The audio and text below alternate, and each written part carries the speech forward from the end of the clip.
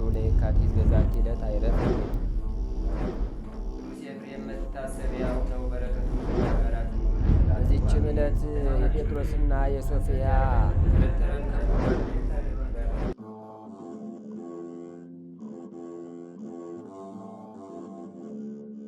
በስመ አብ ወወልድ ወመንፈስ ቅዱስ አሐዱ አምላክ። አመሰቡ ለኅዳር በዛቲ ዕለት ኮነ ሰማዕተ ቅዱስ ጊዮርጊስ እስክንድርያዊ።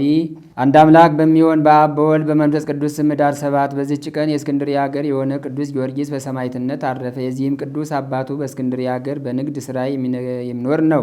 ልጅም አልነበረውም። የልዳዊው ቅዱስ ጊዮርጊስም ቤተ ክርስቲያኑ የከበረችበት የበዓሏ መታሰቢያ ኅዳር 7 በደረሰ ጊዜ ልጅን ይሰጠው ዘንድ ወደ እግዚአብሔር እንዲማልድለት ቅዱስ ጊዮርጊስን ለመነው። ጌታችንም ልመናውን ተቀብሎ ይህ ልጅ ሰጠው። ስሙንም በታላቁ ሰማዕት ስም ጊዮርጊስ ብሎ ስም አወጣለት። የዚህም ልጅ እናቱ ለእስክንድሪያ አስተዳዳሪ ለአርማኒዎስ እህቱ ናት። ከዚህም በኋላ እናትና አባቱ አረፉ። እርሱም ከእናቱ ወንድም ዘንድ ተቀመጠ። 25 ዓመትም በሆነው ጊዜ በጎ ሥራ የሚሰራ ሆነ። ድሆችን እጅግ ይወዳቸውም ነበረ። የሚራራና የሚመጸውት ሆነ። ወደ ቤተ ክርስቲያን መገስገስንም ይወዳል። ለመኮንን አርማኒዎስም አንዲት ብቻዋን ሴት ልጅ አለችው። ቦታዎችንም በመጎብኘት ደስ ይላት ዘንድ ከባልንጀሮቹ ጋር ወጣች። ወደ ደብረ ቁስቋምም ስትደርስ ጣዕም ባለው ድምፅ በመዘመር ሲያመሰግኑ የተሰበሰቡ መነኮሳትን አገኘቻቸው። ምስጋናቸውና መዝሙራቸውም ወደ ልቧ ገብቶ ተቀረጸ። የአባቷ ልጅ የሆነ ጊዮርጊስንም መነኮሳቱ ስለሚዘምሩት ያስረዳት ዘንድ ጠየቀችው። እርሱም ወደማይጠፋ ዕረፍትና ተድላ እንደሚያደርሳቸው ትርጓሜውንና ጥቅሙን ሊያስረዳትና ሊያስገነዝባት ጀመረ።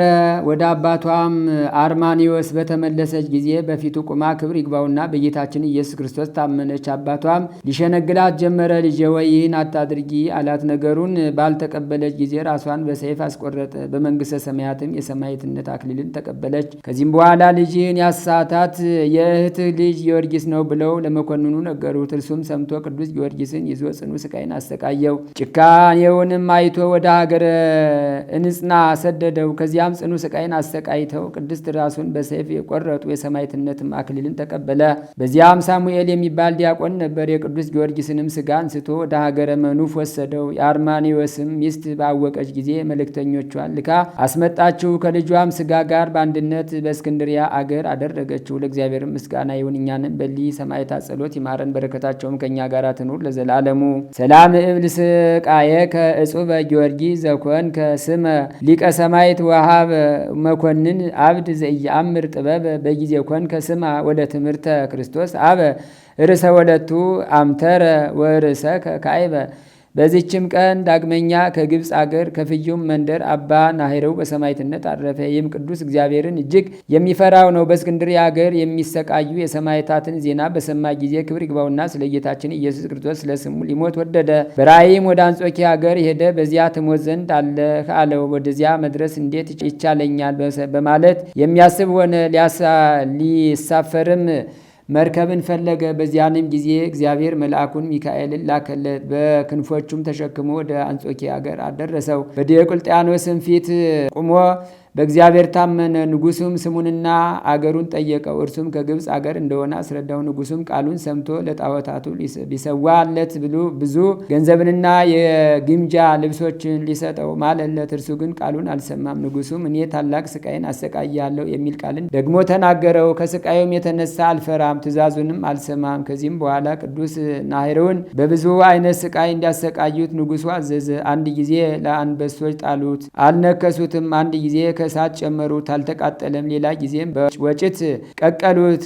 ከማሰቃየትም በሰለቸ ጊዜ ራሱን በሰይፍ ይቆርጡ ዘንድ ንጉሱ አዘዘ። ይህ አባ ናሂረውም በግብፅ አገር በሰማዕትነት ስለሞቱ ስለ አንጾኪያ ሰማዕታት ፈንታ በአንጾኪያ አገር በሰማዕትነት አረፈ። ለእግዚአብሔር ምስጋና ይሁን፣ በረከቱም ከእኛ ጋር ትኑር ለዘላለሙ። ሰላም ለከ ለብእሲ ፍንው በክንፈ ሚካኤል አውደ ዲዮቅልጥያኖስ ህልው ለዚህ ሰማዕት አባ ናሂረው ጤገን ስእነ አዊወቶ ዘአፍልህወ በሃው ወኢነከይወ አናብስት ዘበዱ። በዚችም ቀን ከገምኑዲ አውራጃ የሀገረ ተምየ ኤጲስቆጶስ የአባ ሚናስ የእረፍቱ መታሰቢያ ሆነ። የዚህም ቅዱስ ወላጆቹ ደጎች እግዚአብሔርን የሚፈሩ ዜናቸውን በቅዱሳን አባቶች ዘንድ እስከተሰማ ድረስ በጾማቸው በጸሎታቸው በገድል በመጠመዳቸው የመነኮሳትን ስራ የሚሰሩ ናቸው። እነርሱም ያለ ፈቃዱ ልጃቸውን ሚስትን አጋቡት። ሙሽራይቱም ወዳለችበት የጫጉላ ቤት ገባ። ድንግልናቸውን ሳያጠፉ ስጋቸውን በንጽህና የጠብቁ ዘንድ ከእርሷ ጋር ተስማሙ። ሁለቱም በበጎ ተጋድሎ እየተጋደሉ በአንድነት ኖሩ። ከዚህም በኋላ ቅዱስ ሚናስ የምንኩስና ልብስ ሊለብስ ወዶ ሚስቱን እንዲህ አላት፣ በዓለም እያለን የምንኩስና ስራ ልንሰራ ለእኛ አግባብ አይደለም። እነርሱ ከልብሳቸው ውስጥ ማቅ በመልበስ ለእግዚአብሔር መንፈስ የተደረሱ መጻሕፍትን በማንበብና ለጸሎት በመትጋት ሌሊቱን ሁሉ ይቆሙ ነበርና። ከዚህም በኋላ ሰላምታ ሰጥታ ሸኘችው፣ አሰናበተችውም። እርሱም ወደ አባ እንጦኒዎስ ገዳም ሄደ፣ ከወላጆቹ ሊርቅ ወዷልና። እነርሱ ወደ ሚስቱ ይመለሱት ዘንድ በንጉሥ ትእዛዝ በቦታ ሁሉ እየፈለጉት ነበርና እግዚአብሔር ሰውሮታልና ከቶ አላገኙትም። በዚያም ገዳም በገድል ተጠምቶ ብዙ ጊዜ ኖረ። በእስክንድሪያም ሊቀ ጳጳሳት የሆነው አባ ሚካኤል ከእርሱ ጋር በምንኩስና ነበር። ከዚህም በኋላ ሁለቱ ብሩሃን ከዋክብት አባ አብርሃምና አባ ጋርጊ በነበሩበት ወራት ከነበረበት ወጥቶ ወደ አስቄጥስ ገዳም ሄደ። ይህ ቅዱስ አባ ሚናስም ተወዳጅ ልጅን ሆናቸው። ከእርሳቸውም ዘንድ በበዓታቸው የሚኖርና የሚያገለግላቸው ሆነ። የምንኩስናንም ስራ ጨመረ። ከእርሳቸውም ትምህርታቸውን ተጋድሏቸውን በመማር ከብዙዎች በተጋድሎውና በአምልኮቱ ከፍ ከፍ አለ። አባ አብርሃምና አባ ጋርጊ ሌሎችም አባቶች ከእርሱ ተጋድሎ የተነሳ ያደንቁ ነበር። ሰይጣን ግን በእርሱ ቀንቶ በታላቅ አመታት እግሮችን መታ። 2 ወርም በምድር ላይ ወድቆ ኖረ። ከዚህም በኋላ ጌታችን ኢየሱስ ክርስቶስ ያለ ጥፋት በጤና አስነሳው። ከዚህም በኋላ ክብር ይግባውና ጌታችን ኢየሱስ ክርስቶስ ኤጲስቆጶስ ይሆን ዘንድ መርጦ ጠራው። የሊቀ ጳጳሳቱም መልእክተኞች ወደ እርሱ መጡ። ከመነኮሳት የሚለይ በመሆኑ ታላቅ ሐዘንን አዘነ። ቅዱሳን አባቶችም ይህ ስራ ከእግዚአብሔር ነው፣ አትዘን አሉት። እርሱም ለእግዚአብሔር ትእዛዝ ራስን ዝቅ አድርጎ ከዚህ ጳጳሱ መልእክተኞች ጋራ አብሮ ሄዶ ጳጳሱም ተመይ በሚባል አገር ላይ ኤጲስቆጶስነት ሾመው። ሀብተ ፈውስም ተሰጥቶት በሽተኞችን የሚፈውሳቸው ሆነ። በሽታ ያለባቸውም ሁሉ ወደ እርሱ ይመጣሉ። እርሱም ክብር ይግባውና ወደ እግዚአብሔር በመጸለይ ይፈውሳቸዋል። ሁለተኛም የተሰወረውን የሚያውቅ ሀብተ ጸጋ እግዚአብሔር ሰጠው። በሰው ልቡና የታሰበውንም የሚያውቅ ሆነ። ኤጲስቆጶሳቱም ሁሉ በየአገሮቻቸው በመምጣት ራሳቸውን ዝቅ አድርገው የሚታዘዙለትና ትምህርቱን የሚቀበሉ ሆኑ። አሕዛብም ሁሉ ትምህርቱን ይሰሙ ዘንድ ይመጡ ነበር። እርሱም ለ4 ሊቃነ ጳጳሳት አባት ሆነ፣ በሚሾሙ ጊዜ እጁን በላያቸው ጭኗልና። እሊህም በእስክንድርያ አገር ሊቃነ ጳጳሳት የሆኑ ለእስክንድሮስ፣ ቆዝሞስ፣ ቴዎድሮስ፣ ሚካኤል ናቸው። ክብር ይግባውና ጌታችን ኢየሱስ ክርስቶስ ከዚህ ከኃላፊው ዓለም ሊለየው በፈቀደ ጊዜ የሚለይበትን ቀን በመንፈስ ቅዱስ አውቆ በሀገረ ስብከቱ ያሉትን ሕዝቡን ሁሉ ልኮ አስመጣቸው። በቀናች ሃይማኖት እንዲጸኑ የከበረ የወንጌልንም ትእዛዝ እንዲጠብቁ አዘዛቸው። ከዚህም በኋላ ለእውነተኛ ጠባቂያቸው ለጌታችን ለመድኃኒታችን ኢየሱስ ክርስቶስ ሰጣቸውና ከዚህ ከኃላፊው ዓለም ተለይቶ ወደ ወደደው ክርስቶስ ሄደ። ሕዝቡም አለቀሱለት። ቸር ጠባቂያቸውም ከእርሳቸው በመለየቱ እጅግ አዘኑ። እንደሚገባም ገንዘው እርሱ ራሱ ባዘዛቸው ቦታ አኖሩ። ለእግዚአብሔር ምስጋና ይሁን፣ በረከቱም ከእኛ ጋር ትኑር ለዘላለሙ። ሰላም ለከ ሚናስ ሩይ ኤጲስቆጶስ ዘሀገረ ተመይ በእንተ ዘአንጻይከ ሥጋከ ወልቡናከ እምጌጋይ ከመታይ ምርኩለው ተልበሰብ ዘይትየለይ መጽሔተ አይምሮ ነሳይከ እምልዑል ሰማይ። በዚችም ቀን የልዳ ሀገር የሆነ የሰማዕታት አለቃ የታላቁ መተጋድል የቅዱስ ጊዮርጊስ ቤተ ክርስቲያን የከበረችበት ነው። ዳግመኛም ጌታችን በውስጧ ላደረገው ድንቅ ተአምር መታሰቢያ ሆነ። ይህም እንዲህ ነው። በውስጧ ድንቆች ታምራት እንደሚሰሩ ከሃዲ ዲዮቅልጥያኖስ በሰማ ጊዜ ሊያፈርሳት አሰበ። ስሙ አውህዮስ የሚባለውንም መኮንን ከብዙ ሰራዊት ጋር ላከው። ያም መኮንን በደረሰ ጊዜ የቅዱስ ጊዮርጊስ ስዕል ወዳለበት አዳራሽ በትዕቢት ሆኖ ገባ። በስዕሉም ፊት በብርጭቆ መቅረዝ መብራት ነበረ። በቤተ ክርስቲያኒቱና በቅዱስ ጊዮርጊስ ላይ እየዘበተ በእጁ በያዘው በትር የመብራቱን መቅረዝ መትቶ ሰበረው። የመቅረዙም ሰባሪ ወደ ከሃዲው ራስ ደርሶ መታው። ራሱንም ታመመ። ፍርሃትና እንቅጥቅጥም መጣበት። ወድቆ ተዘረረ። ባልንጀሮቹም ወደ አገሩ ሊወስዱት ተሸከሙት። በክፉ አሟሟትም ተጎሳቁሎ ሞተ። ወስደውም ከባሕር ጣሉት። ወገኖቹም ወደ ሀገራቸው አፍረው ተመለሱ። ከሃዲ ዲዮቅልጥያኖስም ይህን በሰማ ጊዜ እጅግ ተቆጣ። በልዳ ሀገር ያለች የቅዱስ ጊዮርጊስን ቤተ ክርስቲያን ያፈርሳት ዘንድ ራሱ ተነስቶ ሄዶ በዚያንም ጊዜ ከእግዚአብሔር የታዘዘ መልአክ መታው። 7 ዓመት ያህልም ዓይኖቹ ታውረው አይምሮውንም አጥቶ ቁራሽ እንጀራም እየለመነ ኖሮ ሞተ። ክብር ይግባውና ጌታችንም የቤተ መንግስቱን ሰዎች አስነሳበት። እርሱን አስወግደው ጻድቅ ሰው ቆስጠንጢኖስን በእግዚአብሔር ፈቃድ አነገሱት። እርሱም በአዋጅ የጣዖታትን ቤቶች ዘግቶ አብያተ ክርስቲያናትን ከፈተ። ለክርስቲያኑ ወገኖችም በሁሉ ዓለም ተድላ ደስታ ሆነ። ለእግዚአብሔርም ምስጋና ይሁን። እኛንም በቅዱስ ጊዮርጊስ ጸሎት ይማረን፣ በረከቱም ከእኛ ጋር ትኑር ለዘላለሙ። ሰላም እብል ለዛ አርአየ ትምህርቶ በልዳ ሀገር በጊዜ ቀደሱ ቤቶ ጊዮርጊስ መዋኢ ቃለ ጽራሄ ዘኢያስትቶ ከማሳብ ጸረ ነፍሴ ይመጥወኒ ቅናቶ ወለደርብ ሕይወቱ ፍጹመ ስሁለ ኩናቶ። በዚችም ቀን ቅዱሳን ዘኖቢስና እናቱ ዘኖቢያ በሰማዕትነት አረፉ። ሊም ቅዱሳን ተበየስ ከምትባል ሀገር ከታላላቆቿ ናቸው። እነርሱ ክርስቲያን እንደሆኑ በንጉሥ ዘንድ ወነጀሏቸው። ንጉሡም ወደ እርሱ እንዲያቀርቧቸው አዘዘና ሲቀርቡ እንዲህ አላቸው፣ የምትጠብቁት ከምንድን ነው? ራሳችሁስ እንዴት ነው? እነርሱም እንዲህ ብለው መለሱለት፣ እኛ ጣዖታትን ከማምለክ እንጠበቃለን። እምነታችንም በክርስቶስ ነው። አገራችንም ተይበስ ይባላል። መኮንኑም ለአማልክት ሰዉ አላቸው። ቅዱሳንም እኛ ለኢየሱስ ክርስቶስ እንሰዋለን እንጂ ለጣዖታት አንሰዋም አሉት። መኮንኑም ተቆጣ። ልብሳቸውንም ገፈው በራሳቸው ጠጉር ሰቅለው ይደበድቧቸው ዘንድ አዘዘ። ወደ እግዚአብሔርም ጸለዩ። በዚያንም ጊዜ ማሰሪያቸው ተፈታ። የብርሃንንም ልብሶች ለብሰው ሕዝቡ አዩአቸው። መኮንኑም ወንበሩን ተሸክሞ በኋላቸው ሲከተል ነበር። ሕዝቡም ይህን ባዩ ጊዜ እንዲህ እያሉ ጮኸው በአመሰገኑ፣ ልዩ ጽኑ ምስጉን አሸናፊ እግዚአብሔር የጌትነትህ ክብር በሰማይና በምድር የመላ የክርስቲያን አምላክ ኢየሱስ ክርስቶስ ኃይልህ ታላቅ ነው። ከዚህም በኋላ መኮንኑ ተቆጣ። እርስ በርሳቸው እንዲተያዩ አድርገው በሁለት መስቀሎች እንዲሰቅሏቸው አዘዘ። ያን ጊዜም ደመና መጥቶ ጋረዳቸው። በማግስቱም የእግዚአብሔርን ቃል ሲያስተምሩ መኮንኑ አገኛቸው። ሕዝቡም አይተው እኛ በክርስቲያኖች አምላክ እናምናለን፣ እርሱ ታላቅ ነውና እያሉ በአንድ ቃል ጮኹ። ሁለተኛም እንዲህ ብሎ አዘዘ፣ ሁለት መንበሮችን እንዲሰሩ በውስጣቸውም ብረቶችን እንዲተክሉ፣ እሊህንም ቅዱሳን በላዩ አስተኝተው ከእሳት ምድጃ ውስጥ እንዲጨምሯቸው አዘዘ። ጌታችን ኢየሱስ ክርስቶስም አዳናቸው። በእነዚያ ወንበሮችም ላይ ተቀምጠው ሕዝቡን ሲያስተምሩ አገኟቸው። መኮንኑም ባየ ጊዜ ቁጣን ተመላ። ቁመቱና ጎኑ 20 ክንድ የሆነ ጉድጓድን ቆፍረው እሳትን እንዲያነዱበትና በውስጡ እንዲጨምሯቸው አዘዘ። ወደ እግዚአብሔርም በጸለየው ጊዜ ያ እሳት ጠፋ። ጉድጓዱም እንደተሸለመ ቤት ሆነላቸው። መኮንኑም የውሽባ ቤት ጠባቂውን ጠርቶ እሳትን እንዲያነድ አዘዘው። ቅዱሳኑንም በውስጡ እንዲጨምሯቸው አዘዘ። ወደ እግዚአብሔርም በጸለየው ጊዜ የውሽባ ቤቱ ውሃ ሆነ። መኮንኑም ውሃ የተመላበትን ጋን ተሸክሞ ነበር። ይህንንም ድንቅ ስራ ሕዝቡ ባዩ ጊዜ እግዚአብሔር በቅዱሳኑ ላይ በሚሰራው ስራ የተደነቀ ነው እያሉ እግዚአብሔርን አመሰገኑት። መኮንኑ ምን እንደሚያደርጋቸው በተቸገረ ጊዜ እንዲገድሏቸውና እስከ ነገ ድረስ በድናቸውን ጠብቀው በእሳት እንዲያቃጥሏቸው በነፋስም ውስጥ እንዲበትኗቸው አዘዘ። በገደሏቸውም ጊዜ የነጎድጓድ መብረቅ ንውጽውጽታና ዝናም ሆነ። በዚያ ንውጽውጽታም ብዙዎች 54 ያህል ሰዎች ሞቱ። በሌሊትም ምዕመናን መጥተው በስውር ስጋቸውን ወስደው ቀበሯቸው። በማግስቱም መኮንኑ በድናቸውን በፈለገ ጊዜ የሆነውን ሁሉ ተአምር ነገሩት። ያም መኮንን አደነቀ። በጌታችንም አምኖ ክርስቲያን ሆነ። ለእግዚአብሔር ምስጋና ይሁን፣ በረከታቸውም ከእኛ ጋር ትኑር ለዘላለሙ። ሰላም ለከ ለዘኖቢያ ወለዘኖቢስ በኩራ እለ ተወክፉ ምንዳቤ ወታገሱ መከራ አመ በእሳት ፈቀደ ለነፍሶሙ ያጽራ መኮንና ሀገር አስተርአየ ማእከለ ብዙሃን ሀራ አቃቤ ብለኔ ከዊኖ እንዘይጸውር ኮራ ሰላም እብል ሰማይታተ ብዙሃን ምስለ ዘኖቢስ ወዘኖበያ ዛስታፈሩ ሰይጣን ፈጺሞሙ ስማ በጊዜ ለብሱ ግእዛን ሶበ ነጎድጓድ ወመብረቅ ኮነ ምስለ ሀራሁ መኮንን አምነ።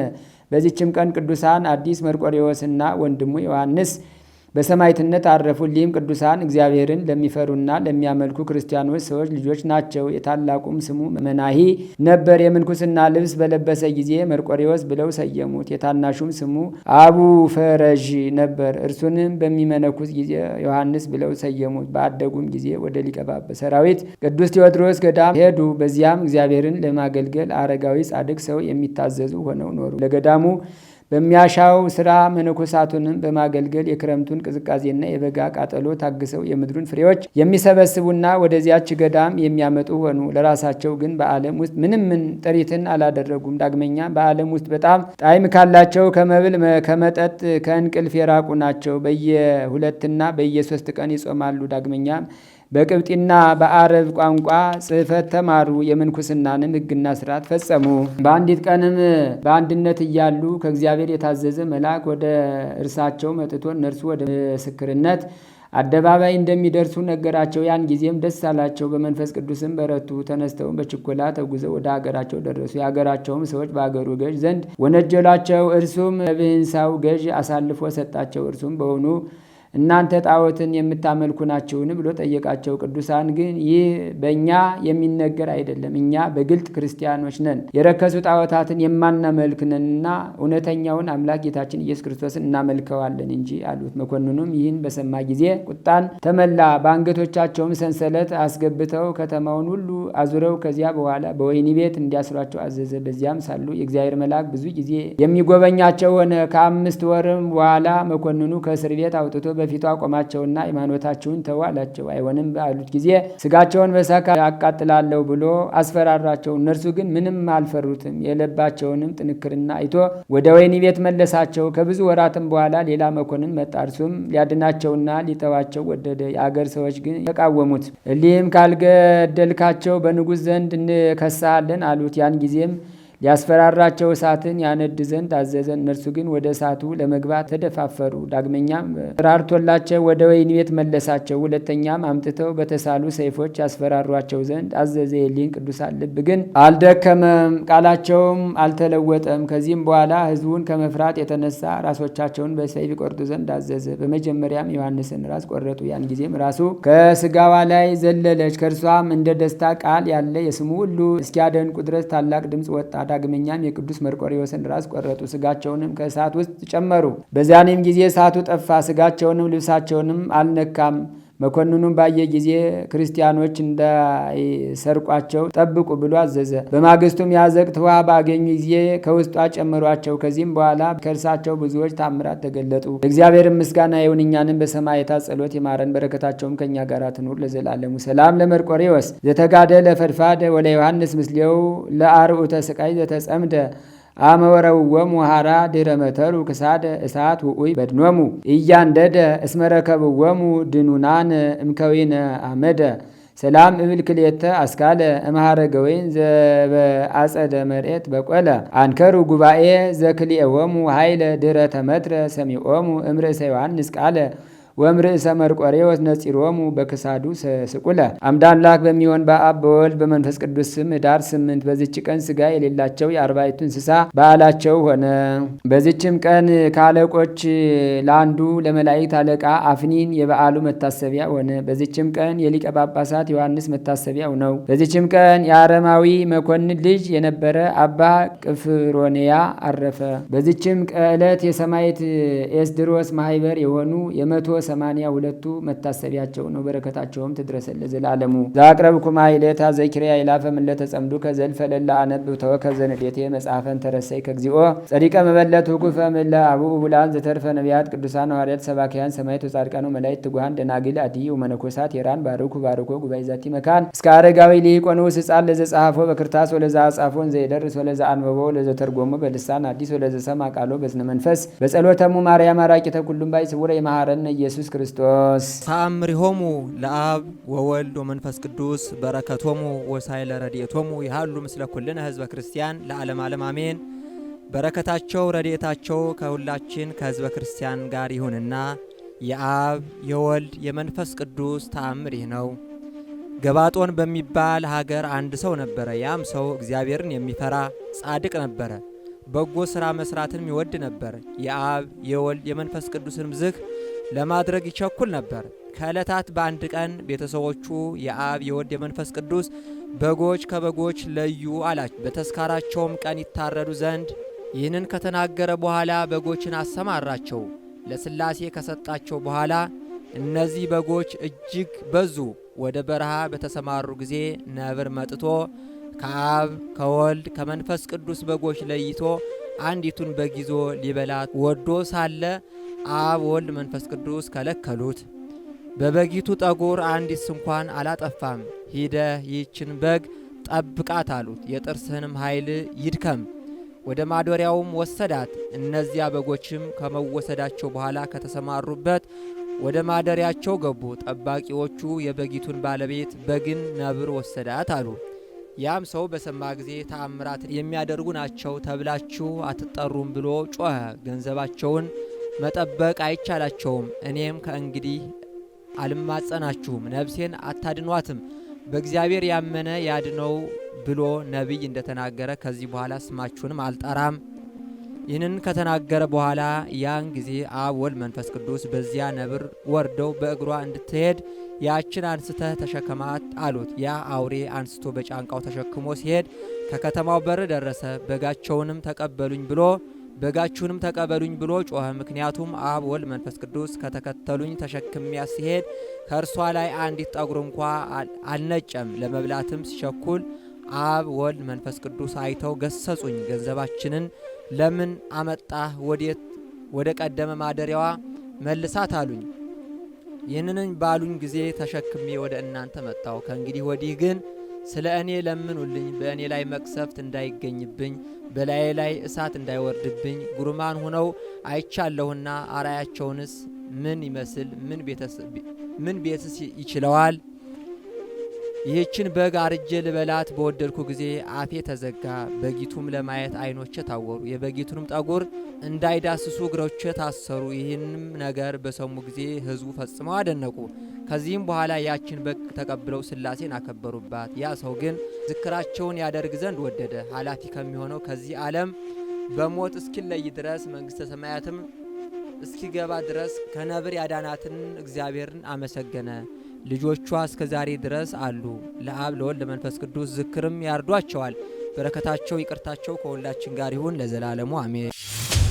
መድኃኒት ነው ምኑ ጌትነቱ፣ መድኃኒት ነው ምኑ ቸርነቱ፣ መድኃኒት ነው ምኑ አባትነቱ፣ መድኃኒት ነው ምኑ ሕፃንነቱ ሳይቀር ስደቱ መድኃኒት ነው አላቸው። ሐዋርያት ኢየሱስ ኢየሱስ እያሉ አኖሩ። በኋላም ቅዱስ ጳውሎስ ይህንን ስም ሰበከብን። አሁን ደግሞ አንተ ለምን አልተወንም አሉት። አልተውም ማለት ለምን ሲሉት መድኃኒት ነው አላቸው። በሐዋርያት ላይ ያደረግነውን ነገር በአንተም ላይ እናደርገዋለን። በጳውሎስ ላይ ያደረግነውን ነገር በአንተም እናደርገዋለን። በጴጥሮስ ላይ ያደረግነውን ጉዳይ በአንተም እንፈጽመዋለን። ልሄድ እናፍቃለሁ፣ ለመሥዋዕት እናፍቃለሁ፣ ለመዘየፍ እናፍቃለሁ ይል ነበር ቅዱስ ጳውሎስ። ቅዱስ ጊዮርጊስ ነው ያለው። መምህሩ ተማሪው በትክክል የተማረውን ነገር እንዲያስረዳ፣ በትክክል የተማረውን ነገር እንዲያስተላልፍ መጽናት እንዳለበት ቅዱስ ጳውሎስ ይመክረዋል። በሚያስተምርበት ጊዜ ፈተናዎች ይኖራሉ። ትምህርቱን የሚቀበሉ እንዳሉ ሁሉ ትምህርቱን የማይቀበሉ ሰዎች ይኖራሉ። ትምህርቱን የሚከተሉ ሰዎች እንዳሉ ሁሉ ትምህርቱን የማይከተሉ ሰዎች ይኖራሉ ብሎ ያስባል ቅዱስ ጳውሎስ። ምክንያቱም በሱ ሕይወት አይቶታል። ቅዱስ ጳውሎስ የገጠመውን ችግር ጢሞቴዎስ ሊገጥመው እንደሚችል አስቀድሞ ጳውሎስ እየነገረው ነው። ስለዚህ ምን አለ? በጊዜውም ያለ ጊዜውም ብሎ ቅዱስ ጳውሎስ ይመክረዋል። በጊዜው ማለት በተመቸ ሰዓት ማለት ነው። በጊዜው ማለት የሚቀበሉ ሰዎች ባሉበት ሰዓት ማለት ነው። በጊዜው ማለት ትምህርትን የሚከተሉ ሰዎች ባገኘበት ሰዓት ማለት ነው። በጊዜው ማለት ትምህርት ተቀባይነት ባገኘበት ሰዓት ማለት ነው። በጊዜው ማለት አልጋ ባልጋ የሆነልህ ሰዓት ማለት ነው። ሁሉ ስላንተ በሚዘምርልህ ሁሉም በመጣ ብለው በሚናፍቁ ጊዜ ማለት ነው። ያለ ጊዜው ማለት ደግሞ የአንተን ትምህርት የማይቀበሉ ሰዎች በተፈጠሩበት ሰዓት ያለ ጊዜው፣ በጊዜው ማለት ቀን ማለት ነው። ያለ ጊዜው ማለት ሌሊት ማለት ነው። ሌሊት በሆነው ክፍለ ጊዜ መጽናት፣ ቀን በሆነው ክፍለ ጊዜ መጽናት። የእግዚአብሔርን ሕግ እያሰቡ የእግዚአብሔርን ቃል እያሰቡ ሁልጊዜም ከእግዚአብሔር ጋር፣ ማታም ከእግዚአብሔር ጋር፣ ቀንም ከእግዚአብሔር ጋር። መቼና መቼ አልኳችሁ? ንገሩኝ እንጂ። ያለ ጊዜው ማታ፣ በጊዜው ደግሞ መቼ? ቀን። ሕጉን ማሰብ፣ ቃሉን ማሰብ፣ ለጸሎት መትጋት፣ መበርታት። ነቢየ እግዚአብሔር ቅዱስ ዳዊት ወዘሕጎ ያነብ መዓልተ ወሌሊተ ይላል። ሕጉን በቀንና በሌሊት የሚያስብ ሰው ምስጉን ነው ይላል። በቀንና በሌሊት አንድም በጊዜው ማለት ከመከራ በስተጀርባ ማለት ነው። መከራ ሳይመጣ ያለ ጊዜው ማለት ደግሞ በመከራ ጊዜ ማለት ነው። ስታገለግል ምንጣፍ ሊነጠፍልህ ይችላል። በጊዜው ማለት እሱ ነው። ስታገለግል ጅራፍ ሊመጣ ይችላል። ያለ ጊዜው ማለት እሱ ነው። ሰይፍ ሊመጣ ይችላል። ያለ ጊዜው ማለት እሱ ነው። እንደዚህ እንዳሁኑ ደግሞ ስፒከር ሊሰጥኝ ይችላል። ነጭ ልትለብስ ትችላለህ። በጊዜው ማለት እሱ ነው። ስታገለግል ሁሉም እልል ሊል ይችላል። በጊዜው ማለት እሱ ነው። ባገለገልከው ልክ ደግሞ ሰይፍ ሊመጣ ይችላል። ያለ ጊዜው ማለት እሱ ነው። በሁለቱም መካከል ግን መጽናት ያስፈልጋል። በጊዜው ሁሉ ስለተቀበለ ተሰነካክለህ እንዳትሆን፣ ያለ ጊዜው ሁሉ ስለገፋ ተገፍተህ ወድቀህ እንዳትቀር፣ እንዳትሰለች። እየሰማችሁ ነው ምዕመናን? እየሰማችሁ ነው? እንዳልደክምባችሁ ብዬ ነው። ዝም ብዬ እንዳልጮህባችሁ ብዬ ነው። የማንሰማማ ከሆነ ከንቱ ጩኸቱ ነው ይቀራል ብዬ ነው። ዘመኑ ደግሞ የምንጸናበት ነው። በተለይ በዚህ ዘመን መጽናት ካልቻልን መቼም ቢሆን ልንጸና አንችልም። በዚህ ዘመን ሁሉም ነገር ጽናት ይፈልጋል። የኑሮ ውድነት ከቤተ ክርስቲያን ሊያስቀረን ይፈልጋል። በኑሮ ርካሽነት ለቤተ ክርስቲያን ስንሰጥ ኖረን ከሆነ በኑሮ ውድነትም ከቤተ ክርስቲያን በመቅረት እጃችን ሳይባረክ ገንዘባችን ሳይባረክ እንዳይቀር መስራት ያስፈልጋል። ወገኔ በጊዜውም ያለ ጊዜው እንጸና። አንድም ትዳር ሲኖር ትዳሩ በጊዜው ነው። አንድም ትዳር ሳይኖር ያለ ጊዜው ትዳር ልታጣ ትችላለህ። ትዳር ሊኖር ይችላል። ትዳር ይዘህ ልጅ ልታገኝ ትችላለህ። በጊዜው ያለ ጊዜው ትዳር ይዘህ ልጅ ላታገኝ ትችላለህ። ጨለማ ነው እሱ። ልጅ ተካለህ፣ ዘር ተካለህ፣ ቤት ይባረካል ብለህ ስታስብ ልታጣ ትችላለህ። ያለ ጊዜው በጊዜው በሀገር እያለ ያለ ጊዜው ከሀገር ስትሰደድ እንደና አናንያ እንደ አዛርያ እንደ ሚሳኤል እንደ ዳንኤል ትንቢተ ዳንኤል ምዕራፍ 3 ቁጥር 1 ትንቢተ ዳንኤል ምዕራፍ 6 ቁጥር 1 እንደ ዮሴፍ በኦሪት ዘፍጥረት ምዕራፍ 39 ቁጥር 1 ጀምሮ ስታነቡ በአባቱ ቤት እያለ የታመነ በሀገራቸው እያሉ የታመኑ አብረዋቸው የሚያመልኩ አብረዋቸው እግዚአብሔር የሚዘምሩ አይሁዳውያን በነበሩበት ሀገር ሳሉ እግዚአብሔርን እያመለኩ የኖሩ ዘመኑ ጨለመ፣ ፀሐይ ገባ፣ እግዚአብሔርን የማያውቅ ንጉሥ ተነሳ። እየሰማችሁ ነው ወገኔ? እንዲሁ አይቀጥልም። እውነት እንነጋገር ከተባለ እንደ ዘመን ላይቀጥል ይችላል። እንደ ቀደስንም ላይቀጥል ይችላል። መቀደሻዎቹ ቦታዎችን ፈርሰው ላይቀሩ ይችላሉ። ወድመው ላይቀሩ ይችላሉ። ተጣቦ ላይቀር ይችላል። ማሰብ ብቻ ነው የእግዚአብሔር ቃል። ጸንቶ የተገኘ ሁሉንም ያያል። ጸንቶ የተገኘ ሁሉንም ይረዳል። ጸንቶ የተገኘ እዛ መልካሙ ዘመን ላይ ይደርሳል። ወገኔ ማነው ያን ዘመን ማየት የሚፈልግ? ማነው ከደም ባሻገር ያን ቦታ ማየት የሚፈልግ? ማነው ከመከራ ባሻገር ያን ቦታ ማየት የሚፈልግ? ከንፈሩን ከተንኮል የከለከለ፣ ሰውነቱን ከኃጢአት የከለከለ፣ በደል ያልሰራ፣ ለወንድሙ ክፉ ነገር ያላሰበ፣ ቂም በቀል ያልያዘ፣ ሁልጊዜ ለታቦት የሚዘምር፣ ሁልጊዜ ለእግዚአብሔር የሚዘምር፣ ሁልጊዜ በቤተ መቅደሱ የሚገኝ ማንኛውን ያንን ዘመን ማየት የፈለገ መልካሙን ዘመን እግዚአብሔር ዘመኑን በመልካምነት እንዲያሻግርልን ፈቃዱ ይሁንልን። ስለዚህ ላይቀጥል ይችላል። ልምጣ። ብዙ መከራዎች ሊያልፉ ይችላሉ። ብዙ ደስታ እንዳሳለፍን ሁሉ ብዙ መከራዎች እየመጡ ነው። ብዙ መከራዎች እንደመጡ ሁሉ ብዙ ደስታዎችም ይመጣሉ። ዋናው ነገር ጸንቶ መገኘት ነው። ምን ብሎ መገኘት? ምን አልኳችሁ? እስከ መጨረሻው የሚጸና እርሱ ይድናል ተብሎ ተጽፏል እኮ። ያደርጋል። ጸሎት ፈተናን ያርቃል። ጸሎት ያጸናል። ወደ ፈተና እንዳትገቡ ትጉና ምኑት። እስኪ ምንድነው የሚለው? ጸልዩ። የጸለየ ሰው ፈተናውን ይሻገራል። የጸለየ ሰው ይጸናል። የጸለየ ሰው ቢመሽበትም በመሰረቱ እኛ እንዳለመታደል ሆኖ ጨለማውን በአምፖል እንሻገረዋለን እንጂ ክርስቲያኖች ባሉበት እኮ ብርሃን ነው ለዘላለም። ታውቃላችኋል። አንትሙ ብርሃኑ ለዓለም ይላቸዋል። አንትሙ ብርሃኑ ለዓለም አንድም ሊቃውንቱን አንትሙ ብርሃኑ ለዓለም ይላቸዋል። ከሊቃውንቱ ከፍ ካለ ሰማዕታቱን አንትሙ ብርሃኑ ለዓለም ይላቸዋል። ከነሱ ደግሞ ሸገር ካለ ሐዋርያቱን አንትሙ ብርሃኑ ለዓለም ይላቸዋል።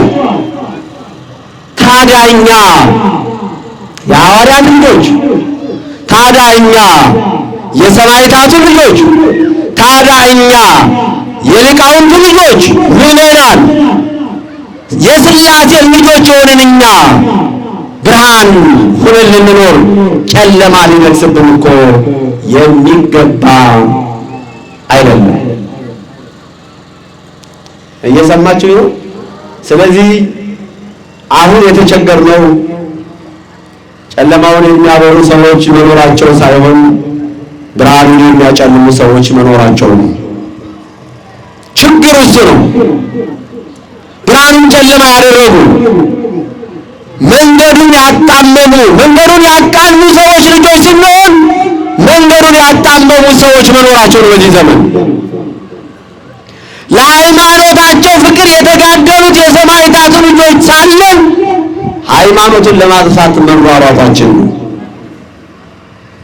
በእውኑ ይህን እያደረግን መልካም ዘመን እናመጣለን ብለን እናስብ ይሆን?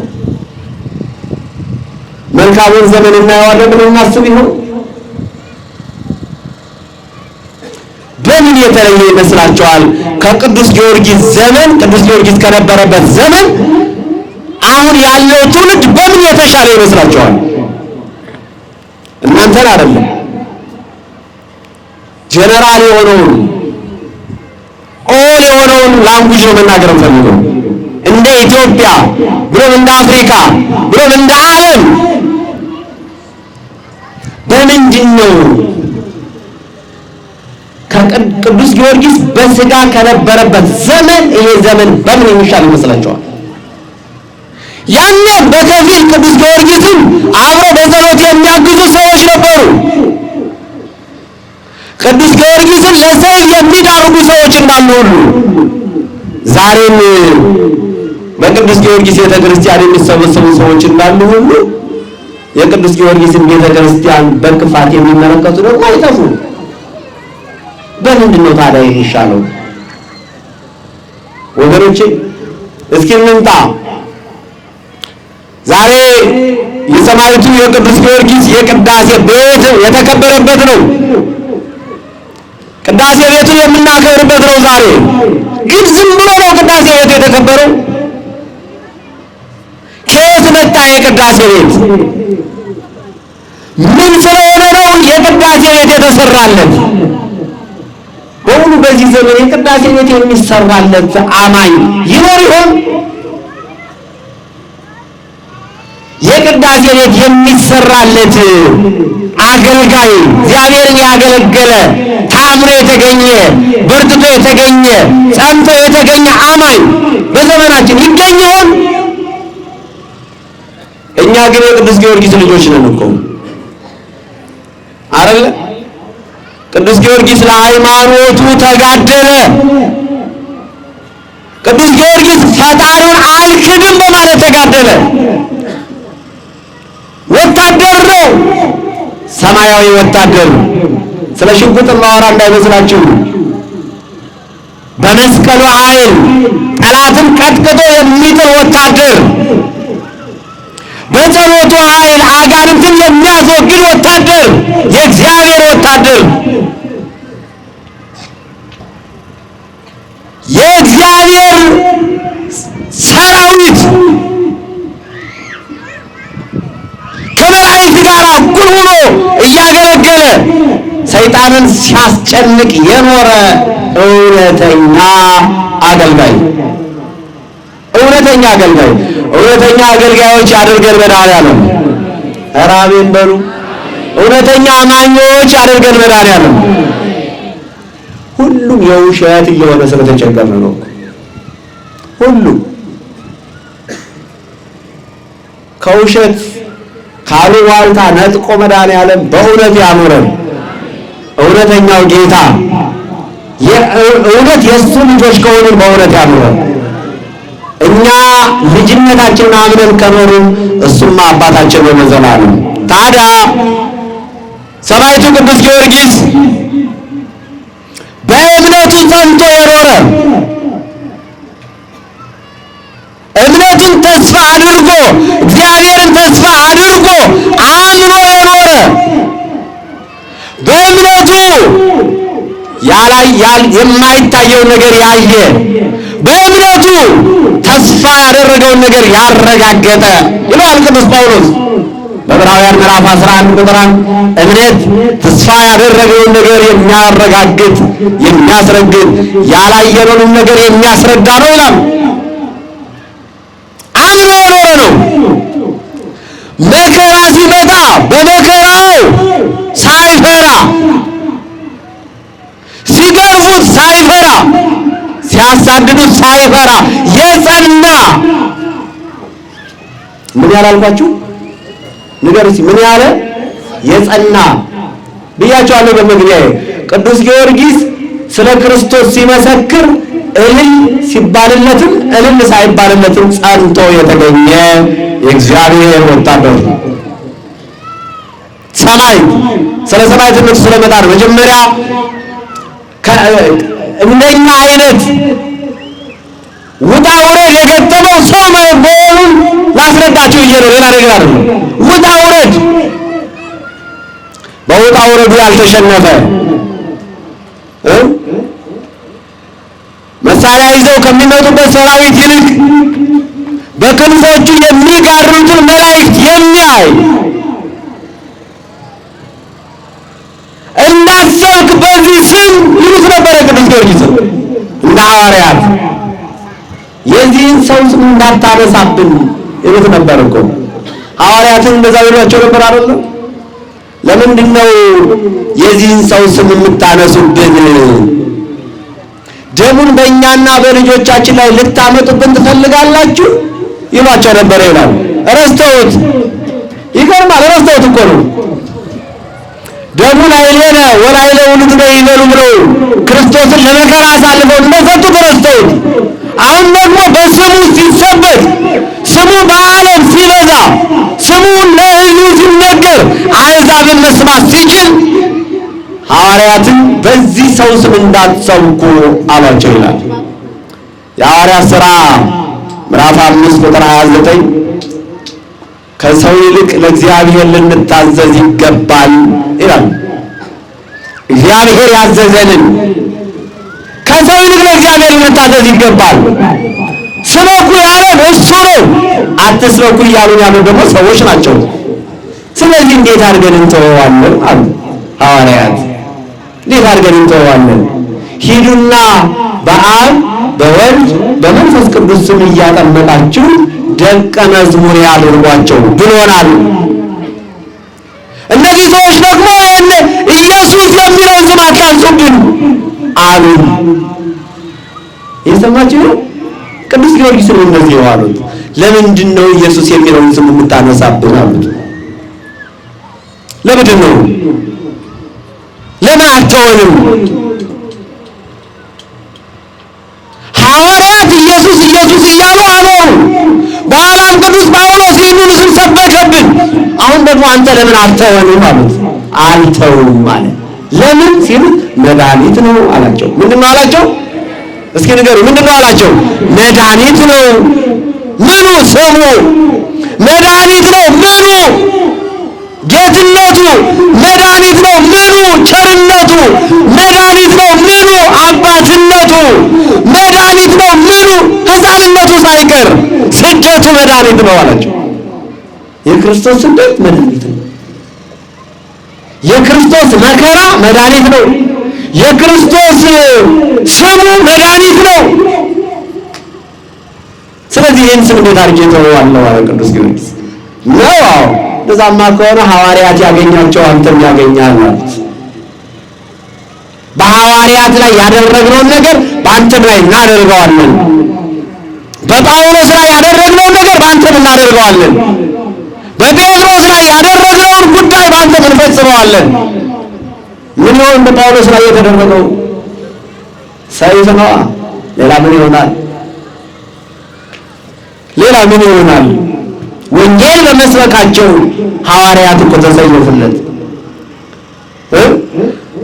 የጴጥሮስን ጉዳይ በአንተ ላይ እንፈጽመዋለን። እንደ ጴጥሮስ ምንድነው በጴጥሮስ ላይ ያደረጋቸው? ዘግዝቀን ሰቅለነዋል፣ አንተንም እንሰቅልሃለን አሉት።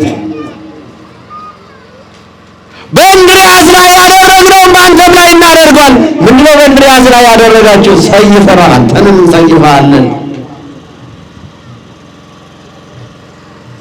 ለካ ይህ ስም ያስገርፋል። ለካ ኢየሱስ ክርስቶስ የሚለው ስም ዱላ ያመጣል። ለካ ኢየሱስ ክርስቶስ የሚለው ስም ሰይፍ ያመጣል፣ ስቅላት ያመጣል፣ መከራ ያመጣል። ግን እላችኋለሁ በጊዜውም ያለ ጊዜውም ጽና። ግን እላችኋለሁ መከራ እንኳን ቢኖርም በዚህ ስም የሚመጣውን ፈተና ለመሻገር በክርስቶስ ስም የሚመጣውን ፈተና በክርስቶስ ብላችሁ ለምትዘምሩልን፣ ክርስቶስ ብላችሁ ለምትሰባሰቡልን፣ መድኃኔዓለም ብላችሁ ለምትሰባሰቡልን በታችሁ ለማስቀደስ ስትመጡ እንኳን ራሱ ብዙ ፈተና ይኖራል። ብዙ ፈተና ግን መጽናት። ስለዚህ በሐዋርያት ላይ ያደረግነው በአንተ ላይ እናደርገዋለን አሉት። አድርጉት አላቸው። አብሶውኑ ያ እስኪደረግ ድረስ ቸኮለ ይላል። እንደ ቅዱስ ጳውሎስ እኮ ነው። ሊሄድ እናፍቃለሁ አይደል የሚለው ቅዱስ ጳውሎስ? ሊሄድ እናፍቃለሁ የሕይወት አክሊል ተዘጋጅቶልኛል ይላል። ምን አይነት አክሊል? የሕይወት አክሊል፣ ለዘላለም መኖሪያ የሆነ አክሊል፣ ለዘላለም ረፍት የሆነ አክሊል፣ ለዘላለም ሞገስ የሆነ አክሊል፣ የማይቆሽሽ አክሊል፣ ከመላእክት ጋር የሚያዘምር አክሊል። ሊሄድ እናፍቃለሁ፣ ለመሥዋዕት እናፍቃለሁ፣ ለመሰየፍ እናፍቃለሁ ይል ነበር ቅዱስ ጳውሎስ። ቅዱስ ጊዮርጊስ ነው ያለው። ሊሄድ እናፍቃለሁ። ያላደረሱበት ምን አለ? ጸና እንጂ ምን ያላደረሱበት አለ? መከራውን ታገሰው እንጂ ምን ያላደረጉበት ነገር አለ? ይሄ ነው ምድሪቷ ላይ አለ የተባለ ሌላ ፍልስፍና ጭምር እየተፈላሰፉ ምድሪቱ ያመረተችው የኃጢአት አይነት፣ የበደል አይነት፣ የክፋት አይነት ቅዱስ ጊዮርጊስ ስላደረሱበት ምን ይሆን ዛሬ የቀረን እኛ? የትኛውን ኃጢአት ነው ያልፈጸምነው እኛ? ወንድ ከወንድ መጋባቱ፣ ሴት ከሴት መጋባቱ፣ ወንድም ወንድምን መጥላቱ፣ ጎረቤት ጎረቤትን ማሳደዱ፣ የእርስ በርስ ፍቅር መቀዝቀዙ የትኛው ነው እኛ አሁን ያላደረግነው? እስኪ ንገሩ። ይሄኛው ኃጢአት ይቀረኛል ብለን አሁን መነጋገር እንችላለን? አይ እኔ እኮ ይሄኛው ኃጢአት ይቀረኛል። እኔ አንድ አባት በጣም ሽማግሌ አባት መጡና አንድ ቦታ ላይ መምህር አቤት እንደው ንስሐ መግባት እፈልጋለሁ አሉ። ጥሩ ነው አይደል? የአማርኛ እየሰማችሁ ነው? ምን መግባት እፈልጋለሁ? ንስሐ መግባት እፈልጋለሁ እና እንደው ምን ይሻላል ብለው አማከሩኝ። አዎ ንስሐ መግባት ጥሩ ነው፣ ንስሐ ይግቡ። አሁን እርሶ ሽማግሌ ነው፣ ንስሐ ገብተው አልሁ። ደግሞ ያው እንግዲህ ሰባኪ እንደዛ አይደለም የሚለው። ንስሐ ገብተው ወጣው ንስሐውን እንደጨረሱ ደግሞ ስጋው ደግሞ ይቀበላሉ አልኳቸው። አይ ምን ነው እላቸው። ገና ነኝ እኮ ለስጋው ደግሞ ማለት ነው። የሚገርማችሁ ጥቁር የሚባል ጸጉር እላቸው ላይ የለም፣ ጨርሰዋል። ገና ነኝ እኮ አሉ። ምን እስኪሆኑ ነው አልኳቸው። ግን እስኪ አስቡት፣ ምን እስኪሆኑ ነው ገና ነኝ ያሉት? ምን ፈልገው ቢሆን ገና ነኝ አሉት። መቼም ሰው ቀንድ ያበቅልማ ያበቅላል እንዴ? ኧረ አያበቅልም። ከዚህ ዘመን በኋላ ሰው ቀንድ ካላበቀለ በስተቀር የሰው ልጅ ቀንድ አብቅሎ አይቻልም። እንግዲህ ዘመኑ እየከፋ ሲመጣ ምን እንደሚሆን እግዚአብሔር ይወቅ። እስካሁን ግን ቀንድ ያበቀለ ሰው አይቻልም። የክፋት ቀንድ ካልሆነ በስተቀር የበቀል ቀንድ ካልሆነ በስተቀር ምክንያቱም ቀንድ መዋጊያ አይደለ? ቀንድ ማሸነፊያ አይደለ? ጠላት ምናልባት ወዳጆቻቸውን ማሸነፊያ በቀል የተባለው ቀንድ ካልሆነ ጥላቻ የተባለው ቀንድ ካልሆነ በስተቀር ሌላ ምንም የምናበቅለው ነገር የለም። ለመሆኑ ስጋው ደግሞ ለመቀበልስ ገና ነው ያስበላል? የእግዚአብሔር ልጆች ያስበላል? ንገሪ፣ ያስበላል ወይ? ስጋው ደግሞ ለመቀበል ገና ነኝ ያስበላል? ማን ከልክሏቸዋል? መጀመሪያውን ነው ጥያቄው። እናቶቻችን እያቀበሉ እዚህ ደረስን አይደል? ማን የከለከለው? ማን ላይ እንድታቆሙት ማን ነበር ፈቃድ የሰጣችሁ? እስኪ ንገሩ። ስጋው ደግሞ አቁሙ ተብሎ በአዋጅ ነው ያቆማችሁ እንዳትቀበሉ የሚል አለ? የለም እኮ በወጣትነት ነው እንዳትሉ። ይኸው የእናንተ ልጆች ዲያቆናቱ ናቸው ስጋው ደግሞ የሚቀበሉት። በጉርምስና ነው እንዳትሉ። ይኸው የኔ ጓደኞች የኔ ወንድሞች ናቸው ስጋው ደግሞ እየተቀበሉ የሚያቀበሉት። እድሜያቸው ገፋ ላሉት ካላችሁ ደግሞ ይኸው የእናንተ አባቶች ናቸው ስጋው ደግሞ የሚቀበሉት። ስጋው ደግሞ ተቀብሎ መውለድ ይቻላል? አዎ። መዘሞት ግን አይቻልም። ስጋው ደግሞ ተቀብሎ መነገድ ይቻላል? አዎ። ማጭበርበር ግን አይቻልም። ስጋው ደግሞ ተቀብሎ የመንግስት ሰራተኛ መሆን ይቻላል? አዎ። ግን ሰራተኛ መብራት አይቻልም። ስለዚህ ስጋው ደግሞ የተውከው ሰራተኛ ለመብራት አስበህ ነው። ስጋው ደግሞ መቀበል የተውከው ንግዱ ላይ ያላመጣኸው ገብርኤልን ብለህ ለመማል ፈልገህ ነው። ሌላ ነገር አይደለም። 100 ብር ለመሸጥ 100 ብር ነው ብለህ ማቆም ትችላለህ። ገብርኤልን ለአንተ ብዬ ነው እንጂ 99 ብር ነው የምታው። አሁን ያን ብር ትርፍ አለ እንዴ? ሲጀመር ዋሽተህ ነው እንጂ። እስኪ አስቡት ያለውን ሰማዕትነት ብቻ አስቡት። ግን ገብቷችሁ ነጋዴዎች ገብቷቸዋል። የጤፍ ምርት ላይ ምን ያደርጋል ቀይ አፈር? አስባችሁታል? እውነቱን ምን የምንነጋገረው እንደው በርበሬ ላይ ቀይ አፈር ምን ያደርጋል? አሁን በርበሬ ለራሱ ላይ ተንጠልጥላ ተቀንጥሳ የምትገባ ነገር ናት። ምን ያደርጋል በርበሬ ላይና ነው ቀይ አፈር ተጨምሮ የተሸጠው? ስለዚህ በርበሬ ላይ ቀይ አፈር ለመሸጥ ነው እኮ ነው ስጋው ደግሞ ያቆምከው። ኧረ ቅቤ ላይ ሙዝ ምን ያደርጋል? ቅቤ የሚገኘው ከከብቶች፣ ሙዝ የሚገኘው ከዛፍ። ምን አገናኘውና ነው? ስጋው ደግሞ የተውከው እኮ ቅቤ ላይ ሙዝ ለመጨመር ፈልገህ ነው።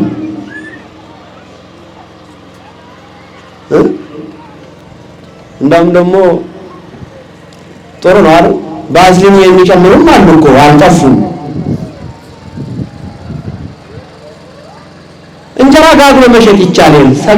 ሰጋቶራሽ ጋግሮ መሸጥ ምን አመጣው? አይ ስጋው ደግሞ አልቀበልም ያልሽው ስጋቶራ ለመጨመር ፈልገሽ ነው እኮ ጀርሶ ለመጨመር ለማ ነገር አይደለም። እንመለስ እንምጣ ወገኔ። ስሙ ነው ያስም መድኃኒት ነው። ያስም ለታመሙት ፈውስ ነው።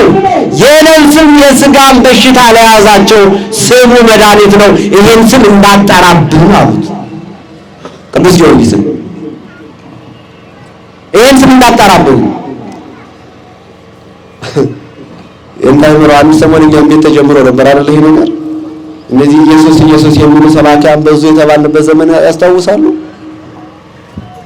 አይገርምም? ማህሌቱ የሚለው እኮ እሱን ነው። በዚህ የመጀመሪያ ገና ቤተ ክርስቲያኗ እንደተከፈተች በስመ አብ ወወልድ ብሎ ነው ጸሎት የሚጀምረው። የቅኔ መምህራኑ ብሉይ ተምረው አዲስ ተምረው እንደገና ስቡ ወልዱ ዘሳረረ ኩሎ ዓለም ብለው የሚጮሁትና የሚያመሰግኑት መምህራን ይህንን ስም ሲያነሱ አይ ይህ ሰውዬ ወዴት እየሄደ ነው ሁሉ ተባሉ። አይገርም? መሰረቷ፣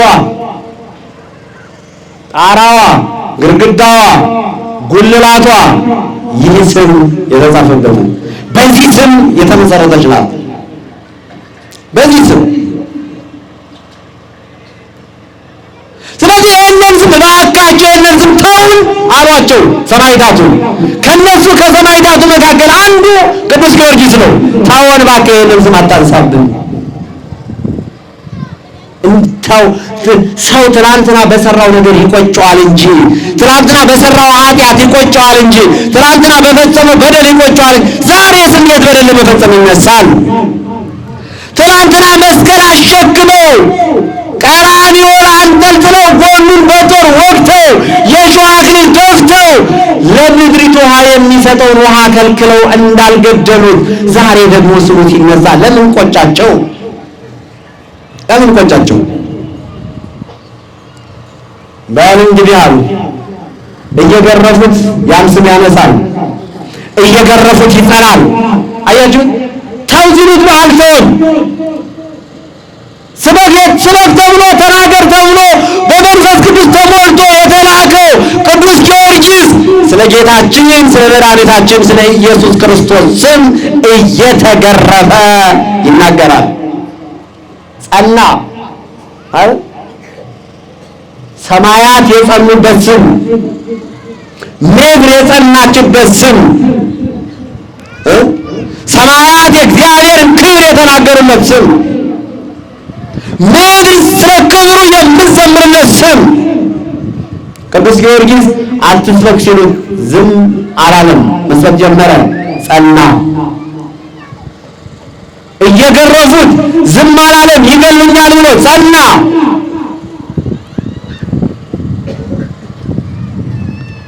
በመንኮራኩር አስገብተው እየፈጩት ዝም አላለም፣ ጸና።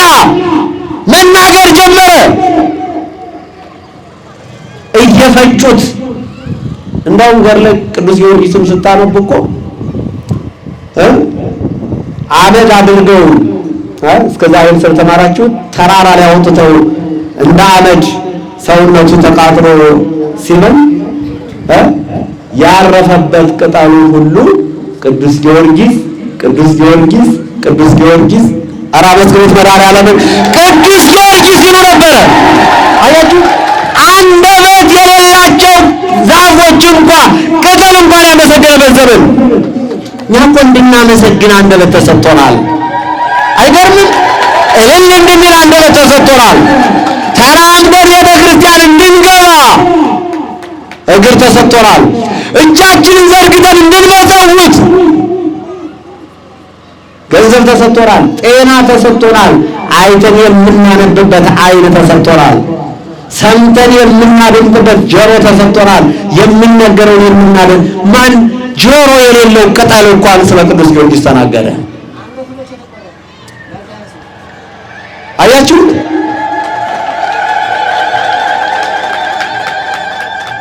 እየሰማችሁኝ ነው? ዝም ብሎ አይደለም ቤተ መቅደስ የታነጸው፣ ከመከራ በኋላ ነው። ዝም ብሎ አይደለም ዛሬ በቅዱስ ጊዮርጊስ ስም ታቦት የተቀረጸው፣ ከመከራ በኋላ ነው። በደስታ የተገኘ አይደለም ወገኔ። እየበላ ያገኘው አይደለም ይሄ፣ እየጠጣ ያገኘው አይደለም ይሄ፣ እየተገረፈ ያገኘው ነው። እየሞተ ያገኘው ስም ነው። ይሄ ቦታ ከሞተ ከተሰየፈ አንገቱ በሰማዕትነት ከተቀላ በኋላ ለሱ መክበሪያ ይሆን ዘንድ የተሰጠ ቅዱስ ቦታ ቅዱስ እግዚአብሔር የሰጠው ነው። ክብርና ምስጋና ይድረሰው ከተሰየፈ በኋላ። ስለዚህ ወገኖቼ ዛሬኛ እግዚአብሔርን ለማክበር ዛሬኛ በሰማዕታቱ ስም ለመሰብሰብ ዛሬኛ ለእግዚአብሔር ለመዘመር ዛሬኛ ገብተን ለማስቀደስና ለመቀደስ ሰማዕትነት አንፈልገውም። ያለ ሰማዕትነት ሰማዕታት በሆኑት ላይ እግዚአብሔር በእነሱ አማካኝነት እኛን ጠብቆናል። በእነሱ አማካኝነት እኛን ተንከባክቦናል። በእነሱ አማካኝነት እኛን ባርኮናል። ኧረ ክብርና ምስጋና ይድረሰው። በቅዱስ ጊዮርጊስ አድሮ ባርኮናል። አምላካችን ኢየሱስ ክርስቶስ የሰማነውን በዝን ልቡናችን ይጻፍብን። ከቅዱሳን ረድኤት በረከት ያሳትፈን። ሰላም ቀን ያውለን። በዓሉን የበረከት በዓል ያድርግልን። አምላካችን ቅድስት ተዋሕዶ ሃይማኖታችን አስፋልን። ምእመናንን በሃይማኖት አበርታልን። የሰላም አምላክ ሰላምን ስጠን። ቀኑን ባርከ ቀድሰ በሰላም አውለን። አቡነ ዘበሰማያት ይትቀደስ ስምከ ትምጻእ መንግሥትከ ወይኩን ፈቃድከ በከመ በሰማይ ከማሁ በምድር ሲሳየነ ዘለለ ዕለትነ ሀበነ ዮም ወኅድግ ለነ አበሳነ ወጌጋየነ ከመ ንሕነኒ ንኅድግ ለዘአበሰለነ ኢታብአነ እግዚኦ ውስተ መንሱት አላ አድኅነነ ወባልሐነ እምኩሉ እኩይ እስመ ዚአከ ይእቲ መንግሥት ኃይል ወስብሐት ለዓለመ ዓለም። በሰላመ ቅዱስ ገብርኤል መልአክ ኦ እግዝእትየ ማርያም ሰላም ለኪ ድንግል በሕሊናኪ ወድንግል በሥጋኪ እመ እግዚአብሔር ጸባኦት ሰላም ለኪ ቡሩክት አንቲ እምአንስት ወቡሩክ ፍሬ ከርሥኪ ተፈሥሒ ፍሥሕት ኦ ምልዕተ ጸጋ እግዚአብሔር ምስሌኪ ሰአሊ ወጸልይ ምህረታ በፍቅር ወልኪ ኢየሱስ ክርስቶስ ከመ ይሥራይ ለነ ኃጣውኢነ ተማኅፀነ ብኪ ኦ ተወካፌ ንስሐ ወሰራይ ኃጢአት ኢየሱስ ክርስቶስ ስረይ ኃጢአትየ ወኃጢአተ ኩሉ ሕዝብ ከማይሠራ ኃጢአት እግዚአብሔር ይፍታ። ንቁ ሚዲያ ለተመልካቾቹ ከሚያደርሳቸው ዕለታዊ ሳምንታዊና ወርሃዊ ዝግጅቶች መካከል የየዕለቱን ስንክሳር ወርሃዊና ዓመታዊ የቅዱሳን ገላትና ድርሳናትን በኢትዮ ማህበር የዩቲዩብ ቻናል ያቀርባል። የየዕለቱን ስንክሳር ባሉበት ሆነው በማድመጥ እንዲሁም ወርሃዊና ዓመታዊ የቅዱሳንን ዜና ሕይወታቸውን በማድመጥ ከቅዱሳኑ በረከትና ረድኤት እንዲያገኙ ንቁ ሚዲያ የሁል ጊዜ ምኞቱ ነው። በየዕለቱ የሚለቀቁ ዜና ቅዱሳንን ላይክ፣ ሼርና ሰብስክራይብ በማድረግ አገልግሎቱን ይደግፉ። ንቁ ሚዲያ ርቱ የቤተ ክርስቲያን ልሳን